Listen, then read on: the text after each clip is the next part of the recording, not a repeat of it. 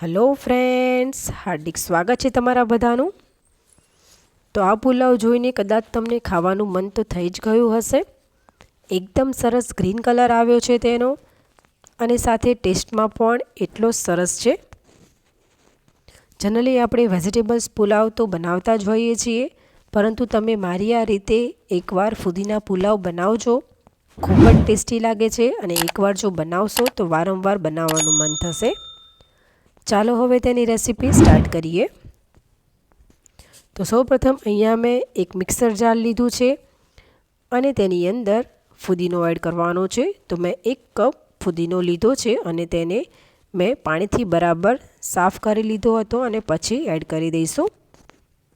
ત્યાર પછી તેની અંદર કોથમીર એડ કરવાની છે। તો કોથમીર મેં થોડીક ઓછી એડ કરી છે, પરંતુ તમારે જો બંનેની ક્વોન્ટિટી સરખી રાખવી હોય તો રાખી શકો છો। ત્યાર પછી તેની અંદર 5 થી 6 તીખા લીલા મરચાં એડ કરીશું અને 1 ઇંચ આદુના ટુકડા કરી અને પછી એડ કરી દેવાના છે। ત્યાર પછી અડધા લીંબુનો રસ એડ કરી દઈશું। તો આ રીતે લીંબુનો રસ એડ કરવાથી લીવ્સ બ્લેક થતા નથી, મતલબ કે એકદમ ગ્રીન જ રહે છે। ક્રશ કરી લેવાનું છે। આ પેસ્ટને આપણે બહુ વધારે પતલી નથી કરવાની, આવી રીતે ઘટ્ટ જ રાખવાની છે। ત્યાર પછી અહીંયા મેં ગેસ ઉપર એક પેન રાખી દીધું છે। હવે તેની અંદર તેલ એડ કરવાનું છે। તો તેલ મેં 3 મોટી ચમચી એડ કર્યું છે। તેલને ગરમ થવા દઈશું। તેલ ગરમ થઈ ગયું છે એટલે તેની અંદર 1 ચમચી જીરું એડ કરી દઈશું। ત્યાર પછી અહીંયા મેં 3 થી 4 મરી, 2 લવિંગ અને 1 નાનો તજનો ટુકડો એડ કર્યો છે। 1 તમાલપત્ર એડ કરી દઈશું। અડધું લાલ સૂકું મરચું એડ કરવાનું છે। ત્યારબાદ તેની અંદર થોડાક લીમડાના પાન એડ કરી દઈશું। બધું જ બરાબર સ્પ્રેટર થવા દઈશું। ત્યાર પછી અડધી વાટકી મેં ઝીણા કટ કરેલા ગાજર એડ કર્યા છે। અડધી વાટકી આપણે ફણસી પણ એડ કરી દઈશું અને ત્યાર પછી અહીંયા મેં અડધી વાટકી ઝીણા કટ કરેલા કેપ્સિકમ એડ કર્યા છે। જે લોકો લસણ ડુંગળી ખાતા હોય તે લોકો આ ટાઈમે લસણ અથવા ડુંગળી પણ એડ કરી શકે છે। બરાબર મિક્સ કરી લેવાનું છે। તો અહીંયા મેં બરાબર મિક્સ કરી લીધું છે।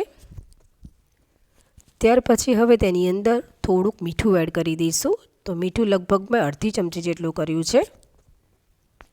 બહુ વધારે મીઠું અત્યારે એડ નથી કરવાનું, કેમ કે વધારે એડ કરશું તો કેપ્સિકમમાં બહુ વધારે એબ્સોર્બ થઈ જશે। ફરીથી બરાબર એકવાર મિક્સ કરી લેવાનું છે। ત્યાર પછી તેની અંદર મેં થોડાક એવા કાજુના ટુકડા એડ કર્યા છે અને થોડીક દ્રાક્ષ પણ એડ કરી છે। તો આ રીતે પુલાવમાં કાજુ અને દ્રાક્ષ એડ કરવાથી તેનો ટેસ્ટ ખૂબ જ સરસ આવે છે। મિક્સ કરી લઈશું અને હવે કવર કરી અને લગભગ 2 મિનિટ જેવું કૂક કરી લેવાનું છે।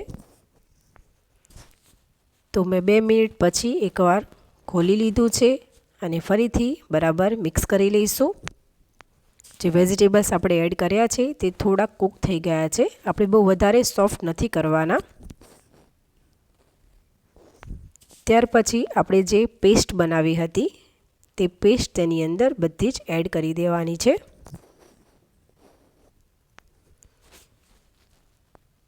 બરાબર મિક્સ કરી લઈશું। ખરેખર ફ્રેન્ડ્સ, તમે આ રીતે એકવાર ફુદીના પુલાવ બનાવજો, ખૂબ જ ટેસ્ટી બને છે। અને તમને જો મારી રેસીપી ગમતી હોય તો લાઈક કરજો, શેર કરજો અને સબસ્ક્રાઈબ કરવાનું બિલકુલ ના ભૂલતા। હવે કવર કરી અને લગભગ 2 મિનિટ જેટલું કૂક કરી લઈશું।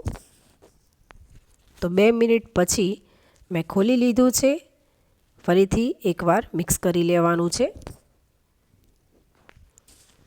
તો અહીંયા મેં સરસ એવું મિક્સ કરી લીધું છે। ત્યાર પછી તેની અંદર મેં અડધી વાટકી વટાણા એડ કર્યા છે। આ વટાણાને મેં પહેલાં 2 મિનિટ કૂક કરી લીધા હતા, એટલે આ ટાઈમે એડ કર્યા છે।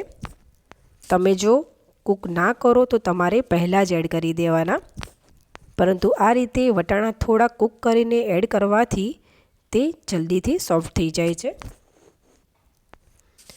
આપણે બરાબર લેવલિંગમાં કરી લેવાનું છે, મતલબ કે સ્પ્રેડ કરી લઈશું.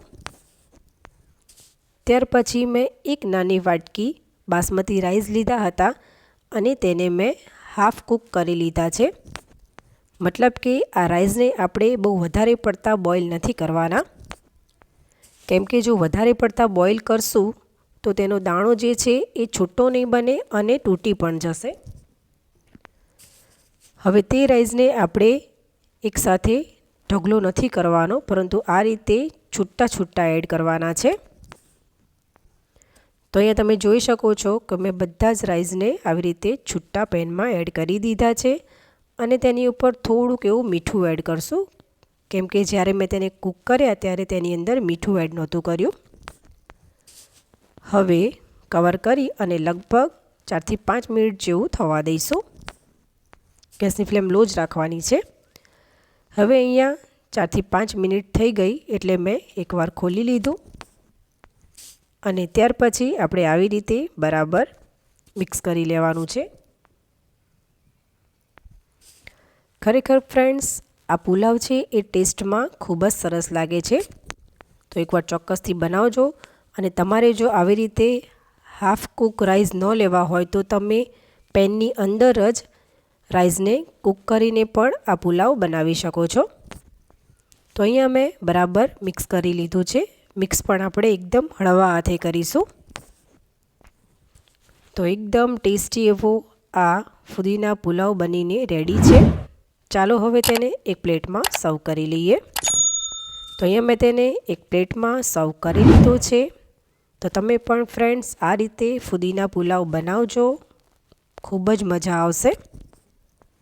તો ફ્રેન્ડ્સ, તમને જો મારી રેસીપી ગમી હોય તો લાઈક કરજો, ફ્રેન્ડ્સ અને ફેમિલીમાં શેર કરજો અને સબસ્ક્રાઈબ કરી બેલ આઇકન જરૂરથી પ્રેસ કરજો, જેથી કરીને મારા બધા વિડીયોની નોટિફિકેશન તમને જલ્દીથી મળતી રહે. તો ચાલો ફરીથી મળીશું એક નવી રેસીપી સાથે. ત્યાં સુધી આવજો.